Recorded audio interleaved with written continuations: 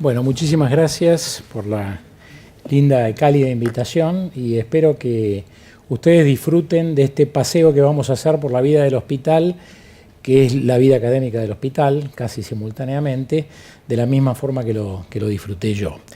Voy a empezar con una frase de Enrique Beveraggi en la revista, el número extraordinario de la revista del año 1985, que creo que expresa lo que todos pensamos. Las instituciones médicas se dividen aquí y en todo el mundo en aquellas que hacen asistencia, docencia e investigación y las que realizan tarea asistencial pura.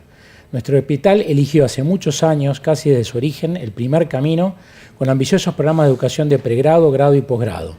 Todo financiado por la propia gestión y por el esfuerzo de los integrantes del hospital. Entendiendo que esto significa esfuerzos, vicisitudes espirituales y materiales, prestigio y un costo económico cierto. Este mensaje creo que replica claramente nuestro pensamiento acerca del destino que esta institución siguió hace muchos años. Nos vamos a dedicar en esta presentación a los inicios del hospital y cómo eso se vio relacionado con la vida académica, en qué medida las residencias y los albores de la investigación impactaron en los destinos del hospital, cuáles fueron algunos de los hitos académicos, institucionales, y aquí pido disculpas porque es imposible abarcar todos en una presentación de este tipo, pero vamos a mencionar los que consideramos más relevantes y finalmente una fotografía de la realidad actual y cuáles son nuestras perspectivas futuras.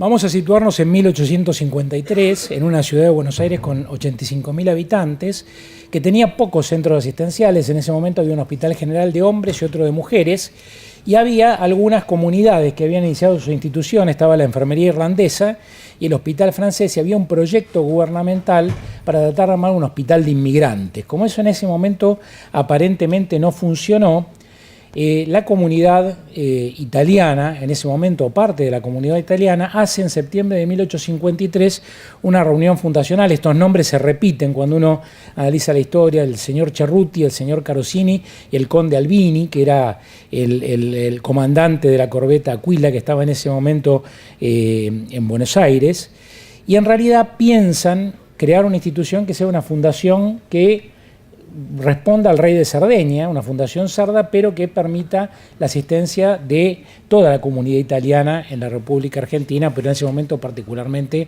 en Buenos Aires. Recién en diciembre se hace una asamblea fundacional, se consiguen los primeros dineros y se decide finalmente una adquisición en un terreno que debía estar relativamente cerca de donde la comunidad italiana en ese momento vivía, que era sobre todo la zona de La Boca. Por lo tanto, no se llamaban así las calles, pero son la actual intersección entre Bolívar y Caseros. Ahí se coloca en marzo de 1854 la piedra fundacional. Pero la construcción llevó 18 años por diferentes avatares, un poco por problemas de financiamiento, otro poco porque en ese momento la institución cede parcialmente el hospital al gobierno por la guerra del Paraguay, que trae evidentemente muchos heridos y secuelas, y lo arrienda también durante la epidemia de cólera que azota a Buenos Aires en 1867, y finalmente, esta fecha todos la tenemos en la mente, 8 de diciembre, se inaugura el hospital en la sede de Bolívar y Caseros el 8 de diciembre de 1872. Ya para ese momento la población se había prácticamente triplicado, había 200.000 habitantes, y fíjense que 5 años después, de los 438.000 habitantes que tenía Buenos Aires, 138.000 eran italianos.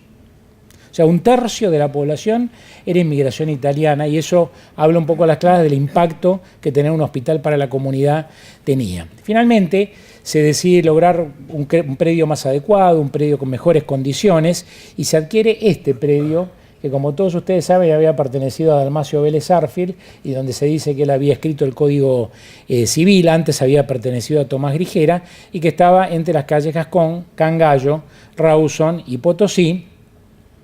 Y ahí hay un dato que yo no lo puse en el slide, pero es un dato que me hizo pensar en algunas vicisitudes recientes. Cuando van a comprar el predio se encuentran con que el acceso a la calle Gascón estaba bloqueado porque lo tenía una franja una señora viuda de una anchorena y que no quería venderlo, y el hospital finalmente terminó comprando esa franja de tierra para tener el acceso sobre Ascón a un precio 10 veces el que el terreno valía, ¿no?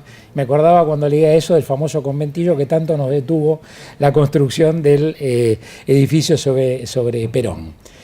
Almagro en ese momento contaba solamente con otras dos instituciones de salud, una el Hospital Español desde 1877 y el Hospital Ramos Mejía en 1883, y era una zona ya bien comunicada porque existía el tranvía que corría por Rivadavia y le estaban construyendo la línea de tranvías que corría sobre Corrientes, de forma tal que era una zona de muy buen acceso. ¿Qué pasó en ese contexto con las primeras actividades docentes? En 1901 está registrado que se inicia una escuela de enfermería.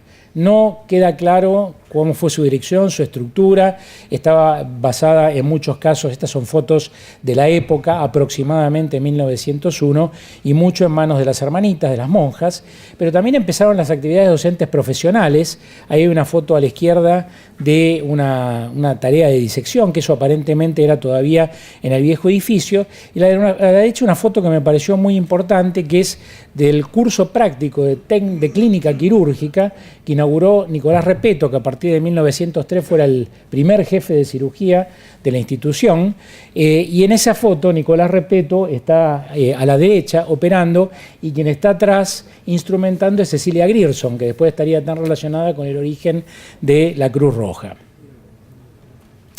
En el periodo entre el 1900, el inicio de la vida del nuevo edificio y el inicio de las residencias, es como que uno advierte que el hospital empieza a construir su identidad institucional y se empiezan a constituir los primeros servicios. Medicina ya existía, en realidad estaba constituida ya desde 1887 con profesionales italianos que todavía no tenían ni siquiera reválida.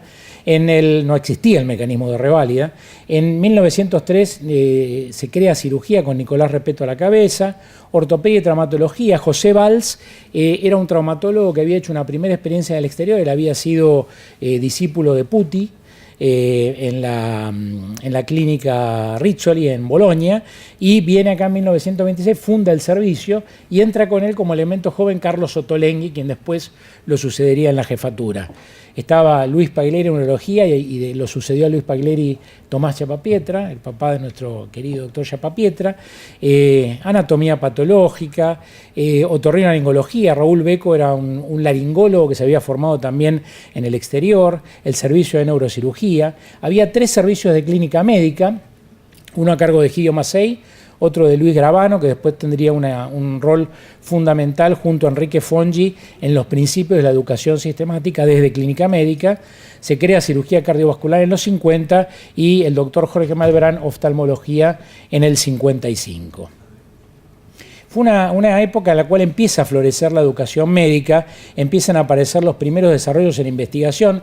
El hospital hace en 1948 el primer trasplante óseo masivo en la República Argentina, prácticamente al mismo tiempo que se realizaba en los Estados Unidos y en la Unión Soviética. El grupo de cirugía cardiovascular y cardiología inicia cirugía experimental, ya a mediados de la década del 50-60, utilizando la bomba de Lillehei de Wahl. Lillehei era un pionero de la cirugía cardíaca y ya en ese momento se hacía en el hospital cirugía experimental en caninos, con circulación extracorpórea. Y 1962 es un año relevante, es un año donde se dan 3 hechos que yo creo que marcan la vida académica de la institución. En primer lugar, Carlos Ottolenghi es nombrado profesor titular de ortopedia de la Universidad de Buenos Aires y es la primera cátedra titular que asienta en el Hospital Italiano de Buenos Aires. Un hito académico claro. Habíamos mencionado los 3 jefes de clínica médica y uno de ellos, Luis Gravano, inicia las actividades con la Universidad de Buenos Aires con alumnos, con rotaciones sistemáticas en forma de una unidad docente hospitalaria. No todavía la unidad docente hospitalaria prolongada que conocemos, sino pequeñas rotaciones de alumnos.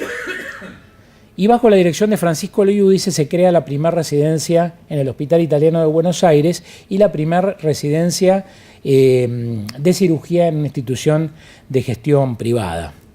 Yo quiero ahí volver un poquito atrás para que entiendan qué consenso o qué ambiente internacional había educativamente cuando se crea esa primera residencia en la Argentina. Las residencias en realidad no existieron hasta inicio del siglo XX porque los cirujanos que fueron los primeros que tuvieron una residencia sistemática, aprendían como aprendices. Los cirujanos y los clínicos, los médicos aprendían al lado de otra persona, pero no con una formación sistemática, tutorizada como hoy la entendemos.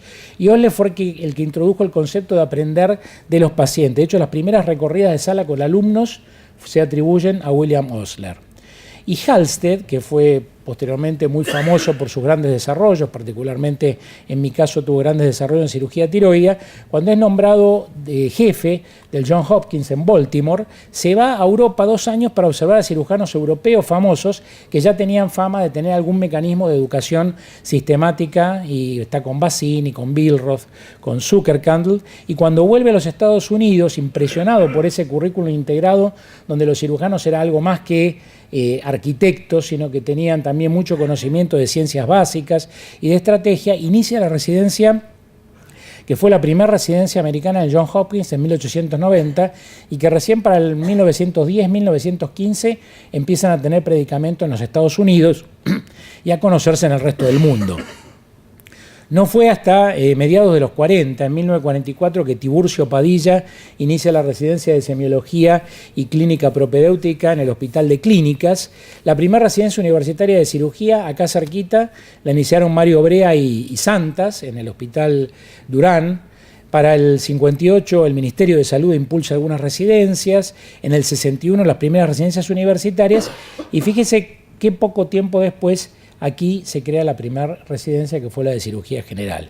Y yo quisiera que volvamos un poquito al pasado y escuchemos unas palabras de Francisco Loiudice al respecto. Estados Unidos, en el hospital de Estados Unidos, me dio ideas claras con respecto a lo que debería o quería hacer.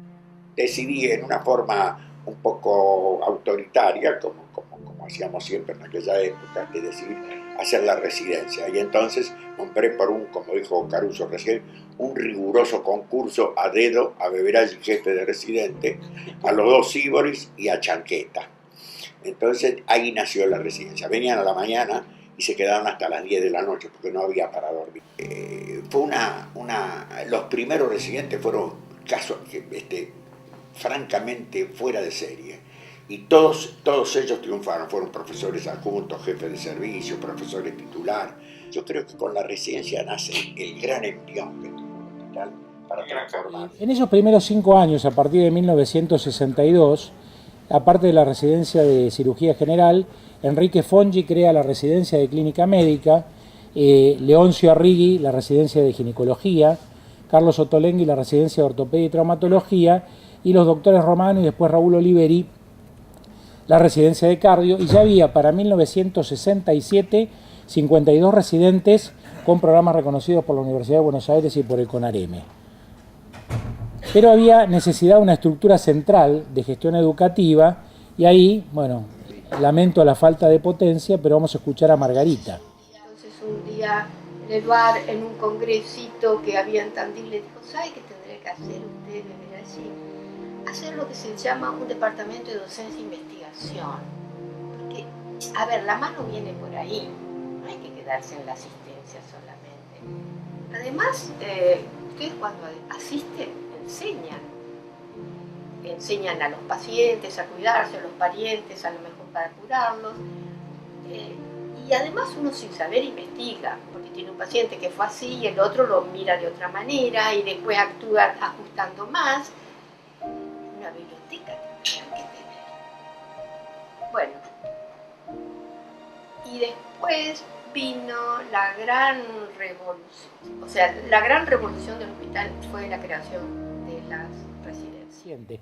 Dicho con palabras fáciles un poco, Leloir fue una persona inspiradora para lo que venía posteriormente, que fue la creación de una estructura central de gestión educativa. Y en 1968 se crea el Departamento de Docencia e Investigación a cargo de Enrique Beveraggi, y fíjense cómo ya desde el inicio había una estructura transversal, matricial, con representantes de todas las áreas. Estaba Rodolfo Puz, Hernán Herrero, Raúl Oliveri, Arturo Arrighi, José Petrolito, Piras y Lía Ricón. Esos formaron el primer comité de docencia que tuvo el Departamento de Docencia e Investigación, que empezaron a pensar en la necesidad de profesionalizar.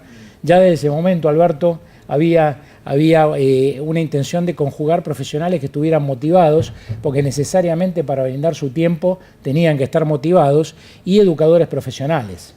Ahí en ese momento se lo convocó a Enrique Grande, después a Norma Hernández. Las residencias pasaron a estar bajo la gestión hospitalaria, no de los servicios.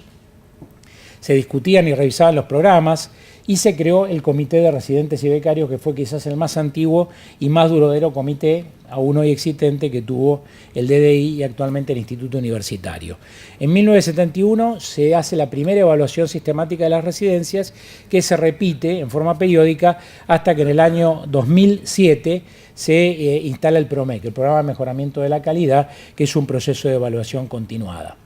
También en los 70 el hospital como institución se enriquece progresivamente porque era una institución atractiva, porque era una institución con gran futuro académico, porque era una institución flexible, porque era una institución con apertura mental, y había también situaciones en el país que empezaban a complicar el desarrollo profesional de muchas personas, y ahí llegan al hospital Mauricio Goldenberg en 1973 al servicio de psiquiatría. Günther Fromm empieza como consejero, como médico consultor en endocrinología en el 74, Omar Altave en el 76 crea el servicio de obstetricia, Jaime Roca llega a radiodiagnóstico en el 76 y Carlos Gianantonio en 1978, que fue una figura académica rutilante que creó el servicio y la residencia de pediatría. Paralelamente, para no quedarnos atrás, había también muchos desarrollos en investigación, muy preliminares, en lo que en ese momento eran unidades de investigación básica muy primitivas. Y en los 60, muchos cirujanos de la institución comienzan con protocolos iniciales de trasplante hepático, renal y pancreático. Ahí hay una foto donde se ve a los jóvenes Sibori, Beberaggi, Caruso, Cascardo y Arias haciendo un trasplante experimental de hígado, pero ya en 1971 el área de cirugía experimental tenía una constitución primitiva, con una enfermera, con un cuidador de animales y 2 instrumentadoras que concurrían para ayudar. También el doctor D'Angelo de anestesia crea un área de bioingeniería que fue muy preliminar, que yo la llegué a conocer en la antigua UME, donde se diseñaban algunos prototipos con la idea de en alguna medida utilizarlos, pero potencialmente lograr patentes a través de las empresas. Y en 1977, gracias al impulso de Raúl Goodman, distinguido endocrinólogo, se empezaron a incorporar profesionales con antecedentes en la carrera de investigador y se empezó a hacer en la unidad de medicina experimental protocolos básicos en animales pequeños. También simultáneamente, por impulso del servicio de ortopedia y de traumatología, se crea el CINEOT, que pasa a ser la primera unidad asociada al CONICET que existe en la institución. Enrique Caruso llega como jefe del Departamento de Docencia e Investigación en el año 1980. Se crea ahí el primer comité de investigación. Como ven, estaban Goodman, Hernández, Luis Catollo, Luis Músculo, Francisco Carnese, que empiezan a tomar la función múltiple de todas las tareas de investigación que había. Evaluaban protocolos, funcionaban en cierta medida como comité de ética de protocolos, realizaron catálogos iniciales de las publicaciones del hospital, organizaban ateneos y actividades, reuniones sobre metodología. Y simultáneamente el hospital empieza a dibujarse como hospital universitario, ya que por impulso de Luis Gravano, de Clínica Médica, en el año 1962, como ya mencioné, se crea la unidad docente hospitalaria. En el 88 se ve como necesario un cambio pedagógico y se pone en marcha a partir del 89 la unidad docente hospitalaria con ciclo completo. Vale decir, alumnos que ingresaban en cuarto año de la carrera y hacían todo el ciclo clínico en la institución hasta recibirse en la misma institución. Y el 15 de agosto de 1991 la Universidad de Buenos Aires reconoce al Hospital Italiano de Buenos Aires como hospital asociado, y hoy día no tenemos, nada que envidiar, aún teniendo nuestra propia institución universitaria, seguimos siendo, atrás del Hospital de Clínicas, la institución argentina con mayor cantidad de alumnos y de docentes de la UBA como institución asociada. ¿Qué pasaba con enfermería? Recordemos aquella vieja foto de 1901 de la Escuela de Enfermería. En el 59 se logra un convenio con la Cruz Roja Argentina para formar auxiliares de enfermería, y en el 78 se reconoce la carrera de profesional de enfermería. En el 82 se empieza la carrera de técnico en instrumentación quirúrgica. La residencia de enfermería es creada en el seno del DDI en 1986 con sus 4 subespecialidades, y esto ya es más reciente, cuando entrando en nuestra propia etapa universitaria, en el año 2002, la licenciatura universitaria de enfermería y más recientemente la licenciatura universitaria en instrumentación quirúrgica. Elementos que contribuyeron al desarrollo en la Biblioteca Central, que fue una necesidad imperiosa desde un comienzo. En el 68 el Departamento de Docencia empieza a copiar publicaciones que estaban fragmentadas dentro de los servicios para darle alguna sistemática, y se inaugura formalmente en 1969 con 130 obras y 57 títulos de revistas, la mayor parte de ellas cedidas por los servicios. Siempre fue una biblioteca muy personalizada desde el punto de vista de la atención, primero con María del Rosario Rebelo, a quien todos recordamos con mucho cariño, y posteriormente por Virginia, y tuvo diferentes sedes. La primera fue acá en el subsuelo, después la segunda, cuando yo entré al hospital y di mi examen, fue donde actualmente está el servicio de cirugía plástica, era la antigua terapia intensiva, y finalmente en el año 1990 llegó a la situación actual. ¿Qué pasaba paralelamente con las revistas? La revista del Hospital Italiano, como elemento de difusión de la vida académica institucional, fue fundada en 1981 y su primer director fue Mario Perman, sucedido después por Dolphy Rubinstein, con incorporación desde el 91 de personal de la biblioteca en el área editorial. Carlos Fustiñana, que fue la época en la cual la revista migró de revista del Hospital Italiano a Nexo, se incorpora en 1999 a Lilacs. En el 2004 toma la carrera Sun Ho Hyun como director de la revista, que empieza también a tratar de intensificar las medidas para que la revista esté definitivamente indexada en Medline, y finalmente en 2014 asume José Alfigue, y creo que estamos en el buen camino. La revista actualmente tiene una aparición de 4 números anuales. Con respecto al desarrollo de la investigación por los 90, recordemos que Goodman había tomado y había perfeccionado y enriquecido la unidad de medicina experimental, que se heredaba en 1992 por Pablo Argibay, que con la ayuda del mismo Goodman y con Beveraggi crean el Club de Amigos de la Unidad de Medicina Experimental, donde había muchos profesionales que contribuían para tratar de equipar. Y ahí ven, no vamos a detenernos, todos los equipamientos que ya en esa época existían, orientados a investigaciones en fisiología, en biología celular, había un pequeño bioterio y obviamente en trasplante, ¿no? Y en el 99 finalmente se estructura el Instituto de Ciencias Básicas y Medicina Experimental con ese nombre, donde la institución adquiere el edificio de la antigua Fundación Pérez Compán, y ahí se inicia, junto con la Escuela de Medicina, compartiendo espacios, el Instituto de Ciencias Básicas y Medicina Experimental, con una estructura bastante sencilla si la comparamos con la que más tarde les voy a mostrar actual, pero que empieza ya con desarrollos importantes, sobre todo trabajando en el tema del combate a la diabetes, con aislamiento y estudio de islotes pancreáticos, trasplante, laboratorio de glicobiología, inmunología, etcétera. Volvamos al Departamento de Docencia e Investigación y a su Comité de Investigación Clínica. Ese Comité de Investigación Clínica tuvo una relevancia importante, no me voy a detener, pero bien todos los nombres a quienes nosotros debemos a lo largo de esas 2 o 3 décadas el desarrollo inicial de las tareas de investigación básica y clínica en la institución. A fines de los 90, como el número de protocolos y actividades era cada vez más creciente, se ve la necesidad de fragmentar ese Comité de Investigación Clínica raíz en 3 comités primero y 4 posteriormente. El Comité de Investigación Clínica, que fue sucesivamente conducido por Enrique Soriano, Fernando Rubinstein y Waldo Belloso. El Comité de Ética de Protocolos, con Luis Catoyo, Carlos Bonofiglio, Karin Kopitowski y actualmente Gustavo Ibisky. El Comité de Investigación Experimental, con Pablo Argibay primero y Mariana Barbich posteriormente. Y más recientemente el Comité de Investigación en Educación Médica, a cargo de Eduardo Durante. Las residencias seguían creciendo como aparato formador y seguían siendo las residencias probablemente más buscadas de la República Argentina. Y fíjense que en el año 1996, aquellas 5 que había en 1967, había crecido a 17 residencias en el área de la salud, con 152 residentes en formación. En ese momento surge el proyecto de la Escuela de Medicina, la propia Escuela de Medicina del Hospital Italiano, Hay probablemente varios elementos que contribuyen. Uno fue quizás la necesidad de tener la categoría no de hospital asociado, sino de hospital universitario, y eso animó a muchos de los colegas. Otro porque pensaban que el hospital tenía mucho más para dar que lo que daba y podía tener su propia institución formadora de educación para la salud.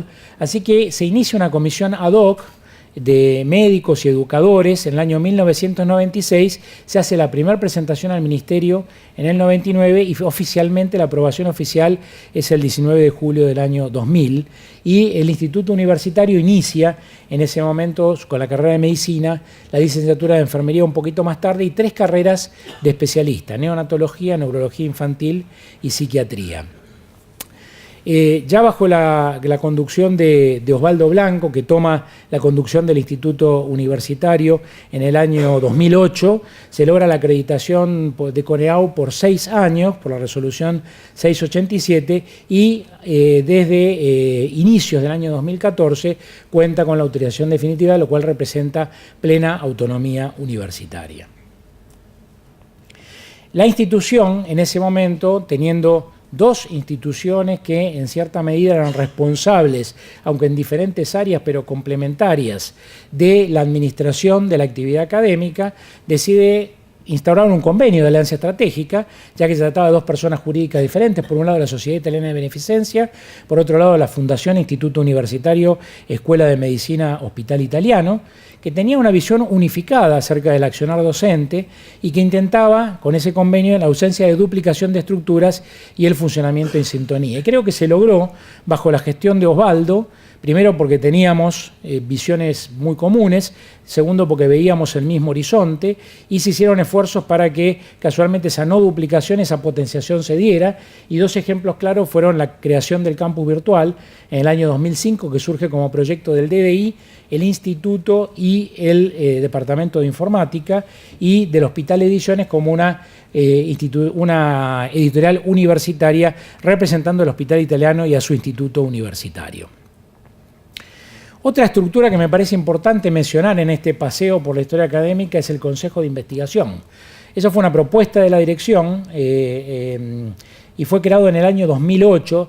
Desde el DDI se hizo toda la logística conjuntamente con la dirección y se creó lo que se llama el Consejo de Investigación de la Dirección Médica, que es eso, un órgano asesor de la Dirección Médica en cuestiones relacionadas con la investigación institucional, que tiene permanentemente 10 miembros rotativos, representando todos los distintos estamentos, y que maneja un fondo financiero a punto de partida del overhead impuesto a aquellas investigaciones financiadas por la industria, casualmente para apoyar proyectos no financiados por la industria biomédica.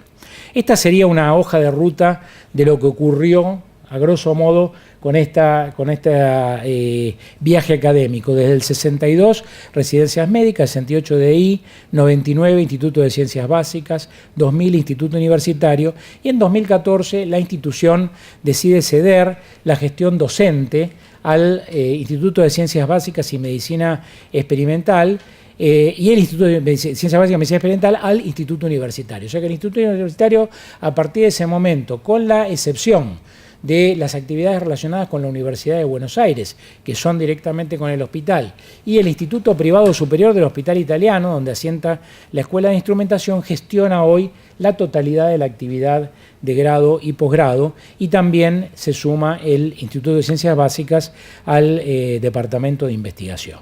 ¿Cuál es la actualidad? Y vamos a tratar de ir muy rápidamente. Tenemos un instituto universitario con 15 años de vida, con autorización definitiva de autonomía universitaria, con 4 carreras de grado, con 442 alumnos, un departamento de posgrado con 42 residencias en áreas de la salud y 26 diferentes formaciones de posgrado, un campus virtual que lleva ya 10 años, una biblioteca, una editorial y una revista institucional. Es un panorama muy completo y absolutamente optimista hacia el futuro, y un departamento universitario de investigación que debió reforzarse para la administración del Instituto de Ciencias Básicas. En el 2015 la institución Hospital Italiano logra un jalón importante en su vida institucional y también en su vida académica, porque es acreditado como hospital académico. Vale decir, el que es acreditado es el hospital italiano, pero la interfase con sus distintas expresiones de la vida académica es la que le da la categoría de hospital académico ante la Joint Commission. Hoy día el instituto universitario se ha complejizado. Tenemos actualmente, si contamos a todo el personal docente, el personal de gestión, el personal no docente, 171 miembros que dependen que trabajan en el Instituto Universitario, en el Instituto de Ciencias Básicas y Medicina Experimental, y ha habido una complejización hacia una estructura departamental en el área administrativa, en el área de gestión académica y en el área de los departamentos académicos. Las carreras, como mencionamos, engloban 442 alumnos. Allí ven la distribución. Tenemos, desde el punto de vista de nuestra constancia y falta de desgranamiento, una gran ventaja, sobre todo en el área de medicina y de enfermería con respecto a otras instituciones universitarias. ¿Cuáles son los desafíos que nos estamos enfrentando actualmente en el área de grado? Bueno, estamos en plena adecuación de los dos cambios curriculares o adecuaciones curriculares que existieron en 2004 y en 2014 en medicina, que básicamente orientan a aprovechar mejor los escenarios clínicos que el hospital le permite.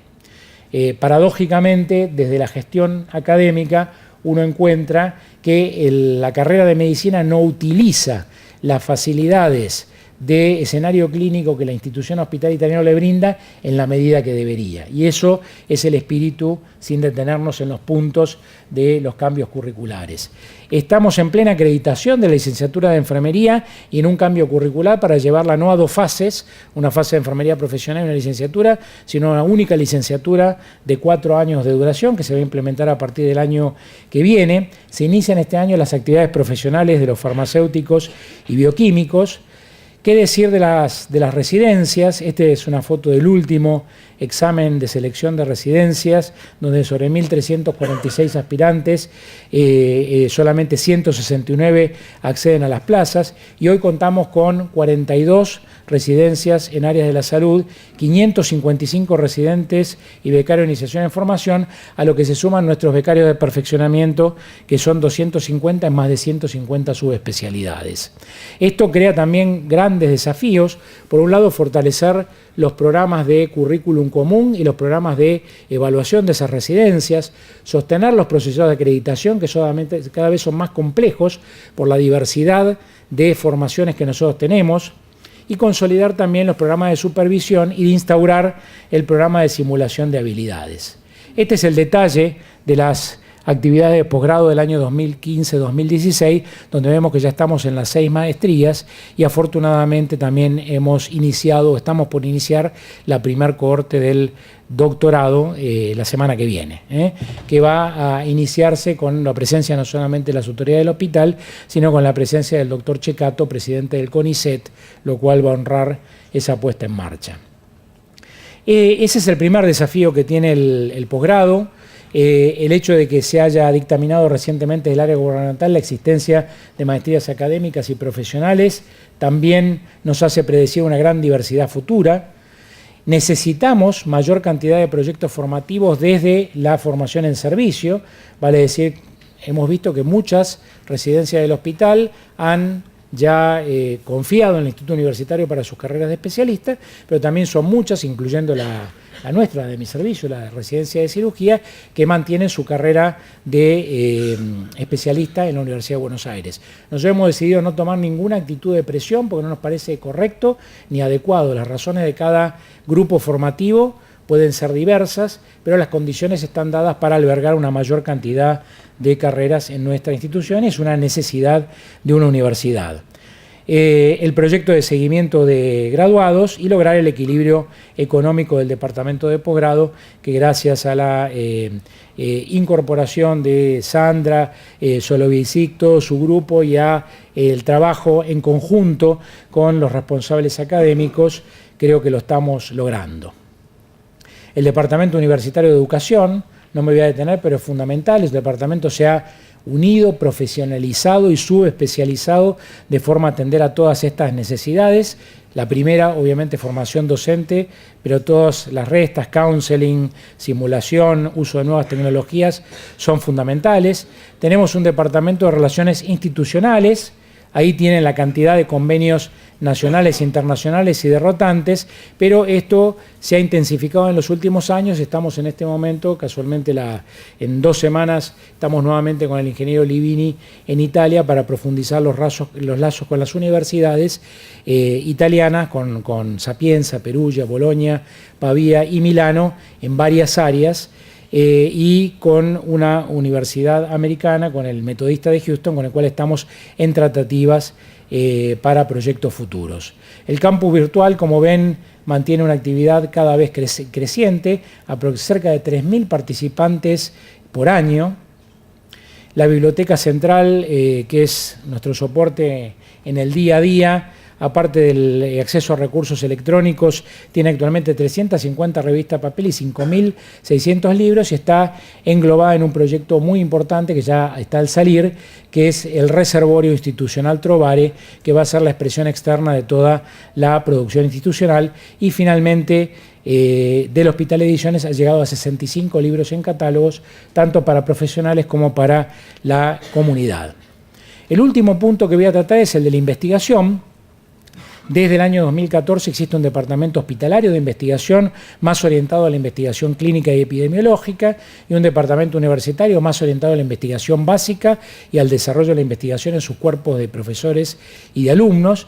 El Instituto de Ciencias Básicas, que tiene en este momento 16 investigadores, los cuales 6 son del CONICET, y tenemos una incorporación próxima con una cantidad importante de publicaciones. Y quizá lo más importante es que ambos directores, en el paraguas de la institución, están articulando en forma bidepartamental la investigación transnacional con 37 proyectos potenciales. Aquí viene el desafío próximo, aunque no se vean los nombres. El Instituto de Ciencias Básicas se está también profesionalizando en departamentos orientados a la genética, a la biología molecular, a la medicina regenerativa, a la neurobiología y a la ingeniería biomédica, y se está profesionalizando también todo el sostén. Y están tratando, como dijimos antes, entre ambos departamentos de sortear este valle de la muerte, que significa que los proyectos de investigación básica lleguen finalmente a la vera del enfermo. Como para mencionarles, muy reciente, de un censo que ha realizado el Instituto de Ciencias Básicas acerca de los proyectos en curso. Los de la izquierda son los que son conducidos por profesionales del Hospital Italiano, y los de la derecha por investigadores del Instituto de Ciencias Básicas. Fíjense que el 60% de los proyectos tienen orientación translacional. Quiere decir que nuestros departamentos de investigación están en la buena senda y están atendiendo a todas las áreas. Las 2 primeras son las que más demandan en este momento: medicina regenerativa, ingeniería celular y cáncer. Y estas son, brindada esta diapositiva por la doctora Kopitoski, los desafíos con los que nos encontramos. Algunos ya los hemos mencionado, y otro es la reciente incorporación del Instituto como centro de revisiones Cochrane y como centro de revisiones en educación médica. Por su parte, el Departamento de Investigación del HI, a cargo del doctor Gadano, también se ha profesionalizado, se ha departamentalizado en el área de investigación clínica, investigación en salud, financiamiento de la investigación, gestión de la información y estándares y políticas de investigación. Y les muestro, por si algunos de ustedes no estuvieron presentes, un par de slides cedidos por Víctor Herrera y Adrián Gadano referente a la producción científica de la institución, donde el índice H, como ustedes saben, mide en cierta medida la producción no solamente por lo que se publica, sino también por el número de citaciones efectivas. Hay índices H para el investigador, para una institución, para un país. Nos posiciona muy bien en la República Argentina, lo cual no quiere decir que nosotros tengamos que medirnos en el espejo de instituciones similares en el exterior. El número de publicaciones, con algunas oscilaciones, sigue creciendo. El índice H en cierta medida se ha estancado un poco, y estas son las conclusiones que Adrián sacaba recientemente en un foro de investigación, que si bien el número de publicaciones se ha incrementado, ha habido un estancamiento del índice H, lo cual tiene que ver con el número de citaciones de nuestros trabajos, que el 52% de las publicaciones más citadas fueron del periodo 2006 a 2010, y esto implica que evidentemente la misión del Departamento de Investigación Hospitalario se va a centrar en hacer nuestra investigación clínica cada vez más significativa. Para terminar, ¿cuáles son nuestros próximos pasos? La planificación de cambios curriculares de grado, está previsto una reforma curricular de la carrera de medicina, concretamente para el año 2018, en la dirección que les decía. Se están reflotando dentro del instituto actividades para el departamento de alumnos, vale decir actividades que tienen que ver con la mayor integración del alumnado, actividades sociales, culturales. Se está replanteando el rol de las actividades de extensión. Hay un proyecto muy importante que probablemente se concrete entre 2017 y 2018, que es el proyecto de ingeniería biomédica, que sería una carrera más de grado y que potencialmente nos daría también la categoría de universidad, y que vamos a trabajar dentro de 2 semanas con el Instituto Politécnico de Milano para tratar de lograr una carrera conjunta y una carrera que pueda otorgar la posibilidad de doble grado a sus alumnos. La necesidad del estímulo para que nuevas carreras se acerquen al instituto, la consolidación del doctorado y el polo académico de San Justo, que es todo un desafío futuro para los próximos 10 años, pero donde se está pensado, si la suerte, el país y la gestión nos acompañan, la posibilidad de un desarrollo múltiples, como por ejemplo centro cadavérico, bioterio modelo, un área de simulación superadora de la que vamos a tener en el 4º piso del nuevo edificio del Instituto Universitario, nuevas aulas, biblioteca y un auditorio. Tenemos, como ustedes han visto, una sólida base asistencial, tenemos una fuerte vocación docente y tenemos óptimas condiciones para todas las expresiones de la investigación. Y quiero terminar con una frase que es una frase conocida, pero a mí me parece altamente significativa, y si todo lo que aquí estamos hemos logrado ver más lejos fue que simplemente estamos montados sobre hombros de gigantes que nos precedieron, y esta presentación en mi caso es en homenaje a ellos. Muchas gracias.